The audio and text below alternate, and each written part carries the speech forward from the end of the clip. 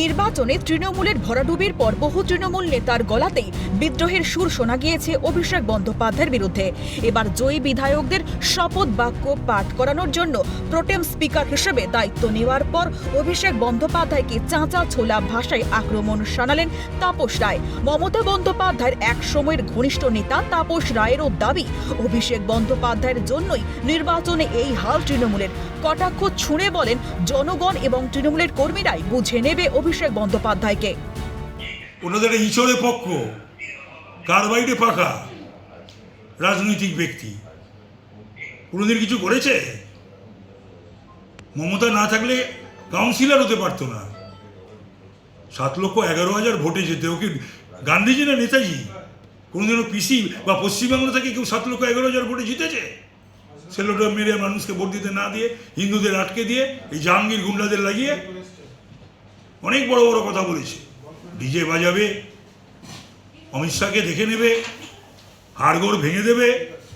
আমরা কিচ্ছু করব না। ও বাইরে বেরোক রাস্তায়, জনগণ আর তৃণমূল কর্মী ওর ব্যবস্থা করে দেবে। অন্যদিকে বুধবার বিধায়ক পদে শপথ নেবেন নবনির্বাচিত বিজেপির জয়ী প্রার্থীরা।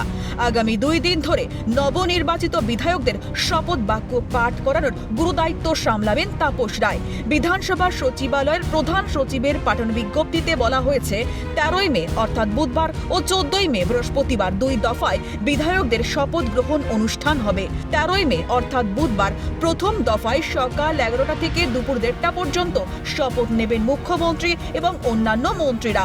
এরপর শপথ নেবেন কোচবিহার, আলিপুরদুয়ার, মালদহ ও মুর্শিদাবাদ এবং উত্তরবঙ্গের 9টি জেলার বিধায়করা। এরপর দুপুর 2টো থেকে 4:30 পর্যন্ত নদিয়া, উত্তর ও দক্ষিণ 24 পরগনার বিধায়কদের শপথ বাক্য পাঠ করানো হবে। 14ই মে বৃহস্পতিবার সকালের অধিবেশনে শপথ গ্রহণ করানো হবে কলকাতা, হাওড়া, হুগলি, পূর্ব মেদিনীপুর ও ঝাড়গ্রামের বিধায়কদের। বিকেলে শপথ গ্রহণ করানো হবে পশ্চিম মেদিনীপুর, বাঁকুড়া, পুরুলিয়া ও বীরভূম সহ বাকি জেলার সদস্যদের। রাজা সাহা রিপোর্ট, ক্যালকাটা নিউজ।